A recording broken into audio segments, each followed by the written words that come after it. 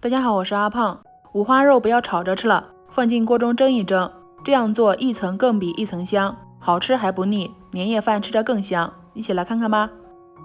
首先准备500克五花肉，先把它切成厚约0.5厘米的片。切好后，把它放在大碗中。现在开始调味，向里面加入1汤勺料酒，再加入2汤勺生抽，然后加入1汤勺蚝油，再少加一点老抽上色。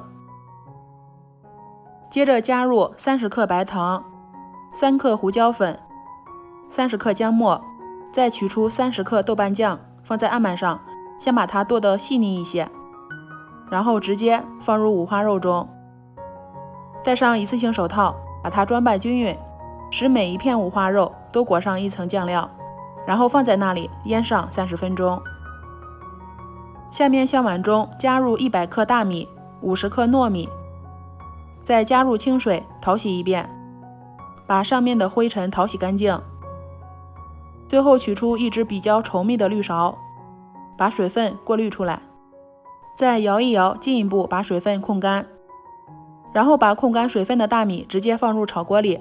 起初可以先开中火，过一会儿大米的水分炒干，就会变成像这样比较松散，这个时候转成小火慢慢炒，炒制成像这样淡黄色就可以关火了。然后把它放在料理机里面，接着再加入2颗八角、6克花椒、1片香叶、5个干辣椒，选择破壁键把它打成粉，粉不要打得太细，带一点颗粒感会更好吃哦。然后准备一个小土豆，先把它切成厚片，再切成粗条。取一个笼屉，上面铺上一层荷叶，没有的话可以直接用盘子，把切好的土豆依次摆放进来。现在五花肉已经腌好了，把打好的料粉倒进来，戴上一次性手套，把它装拌均匀。同样使每一片五花肉都裹上一层米粉，像这样两面都沾上就行了。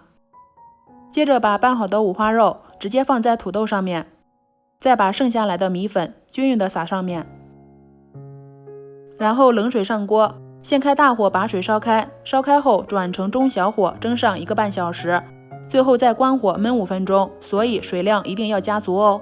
现在已经蒸好了，哇，好香啊，太香了。再把提前切好的葱花撒进来，点缀一下，太香了，口水都已经忍不住了。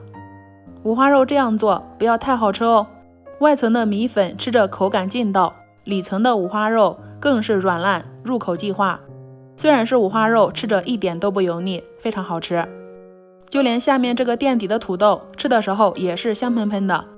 年夜饭上来上这么一盘粉蒸肉，是我家必做的年夜菜，真的是太好吃了，且对牙口不好的长辈吃更适合。又是清蒸的，吃多了也不会上火，做法还特别简单。如果喜欢你也试试吧，喜欢的话可以先收藏起来。我是阿胖，喜欢我的视频可以点赞、关注、留言、转发哦，点我头像还能看到更多美食视频。我们下期节目再见。